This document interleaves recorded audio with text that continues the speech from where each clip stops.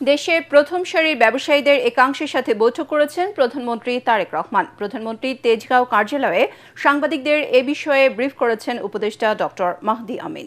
জানান, বৈঠকে মূলত দীর্ঘমেয়াদে বিদ্যুৎ এবং গ্যাসের সমস্যা নিরসনে বিস্তারিত আলোচনা হয়েছে। সামনের দিনে প্রাইভেট সেক্টরের প্রতি সরকারের নীতিগত সমর্থন থাকবে।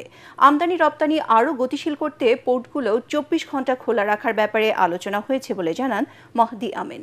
এ সময় দীর্ঘ ফ্যাসিবাদের কারণে রাষ্ট্র কাঠামো ঠিক করতে ব্যবসায়ীদের সহযোগিতা চান প্রধানমন্ত্রী।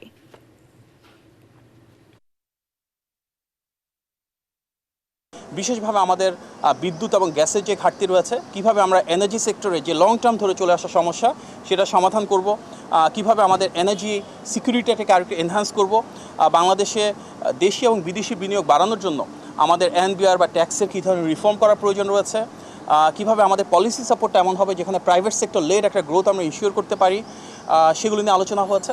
সামনের দিনগুলোতে আমরা চাই মাননীয় প্রধানমন্ত্রীর নেতৃত্বে এমন একটি রাষ্ট্র ব্যবস্থা যেখানে প্রাইভেট সেক্টরের জন্য আমাদের সরকার থেকে পলিসি সাপোর্ট থাকবে।